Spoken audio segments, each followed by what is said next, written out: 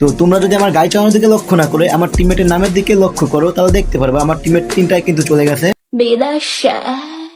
তো তারপর কোনো আরেকটা সময় আমি আমার টিমমেট তিনটাকে রিভাইভ দেওয়ার জন্য চলে আসলাম অবজারে। তো অবজার থেকে তাদের তিনটাকে একটা ওয়াল মেরে রিভাইভ দিয়ে দিলাম এবং রিভাইভ দিয়ে যখনই আমি কিনা গাড়ি নিয়ে এখান দিয়ে যেতে যাব তো তখনই দেখতে একটা প্লেয়ার নামক খেলোয়াড় আমাকে কিন্তু পাঠিয়ে দেয়। তারপর একটা সময় আমার টিমমেট আমাকে রিভাইভ দেওয়ার পর আমি আবার সেমে অবজারে মানে আমার লুটটা নেওয়ার জন্য তো দেখি আমি এখানে আসার পর দেখি সেই আগের প্লেয়ার নামক খেলোয়াড়টা আমাকে এখানে মেরে ভাই লো রিমোট দিচ্ছিল। লাস্ট জুনে আমার টিমমেট দুইটা মরে যাওয়ার কারণে যখন আমি তাদেরকে ভ্যান্ডিং এ রিভাইভ দিতে আসি তো তখনই দেখি রিভাইভ কার্ডের লিমিট শেষ। একটা ম্যাচে আমি এতবার মরার পরও কিভাবে রিভাইভ কার্ডের লিমিট শেষ হয় তো সম্পূর্ণ বিষয়টা কিন্তু জানতে হলে অবশ্যই তোমাদের সম্পূর্ণ ভিডিও দেখতে হবে। তো তোমরা যারা এখন ভিডিওতে লাইক করো তারা ভিডিওতে লাইক এবং চ্যানেলটাকে সাবস্ক্রাইব করে ভিডিও দেখা শুরু করো বিকজ আজ একটা বিরাট ফাটাফাটি হইব।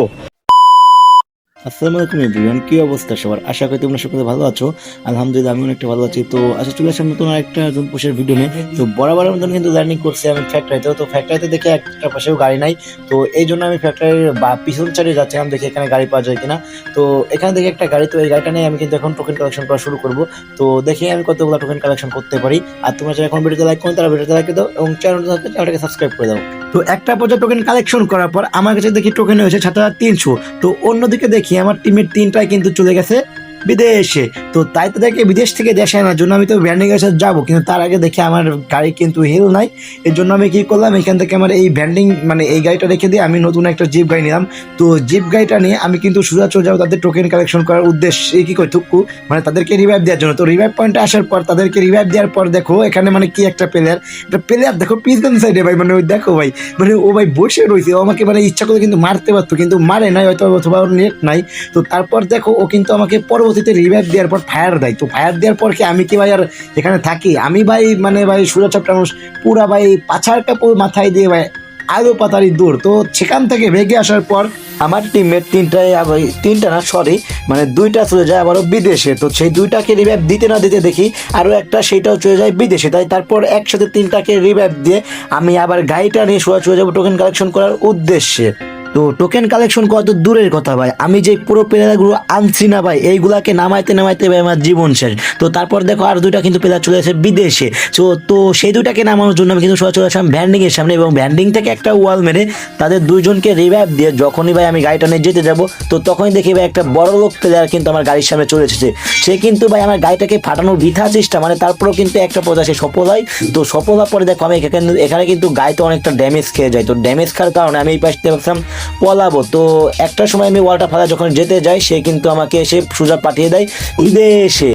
তো একটা সময় আমার টিমমেট কিন্তু আমাকে রিভাইভ দিয়ে দেশে আনে। তো আমাকে দেশে আনার পর আমি কিন্তু সোজা আবার যাবো মানে অবজারের, কারণ অবজারে ভাই দেখি ওইখানে মেড কিট ছিল, দেখি আমার সুপার মেড কিটগুলো আমি পাই কিনা। আর কিছু টোকেন তো আমার আছে 2300, আমার ছিল 4000 সামথিং। কিন্তু এখানে আসার পর দেখি কি এখানে সেই প্লেয়ারটা এখনো আছে।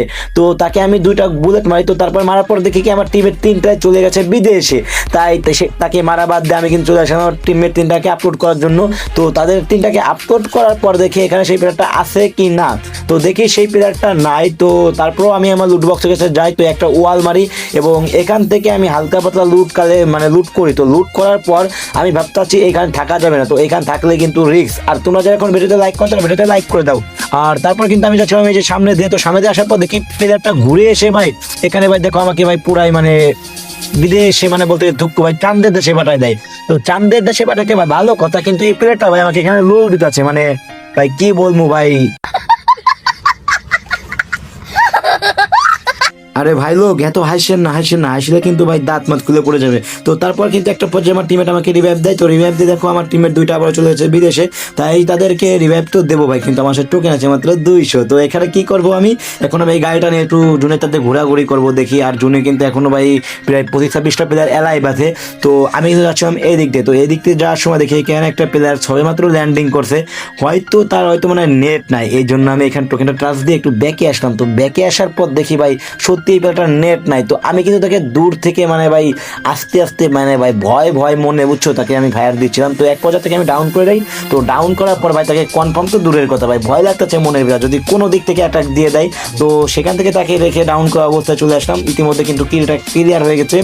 তো তাকে জুনে তার যেতে একটা কথা বলি, এখনো ভিডিওটা কিন্তু প্রায় 5 মিনিটের উপরে হয়ে গেছে। তো তোমরা যারা এখন ভিডিওটা দেখতেছো তো অবশ্যই ভিডিও ভালো লাগছে বলে দেখতেছো। তো তোমরা যারা এখন ভিডিওতে লাইক করে তারা ভিডিওতে লাইক করে দাও এবং চ্যানেলটাকে সাবস্ক্রাইব করে দাও। তো তারপর দেখো আমার কাছে টোকেন হয়েছে কিন্তু 1400। তো আমি ইজিলি আমার দুইটা টিমকে রিভাইভ দিতে পারবো।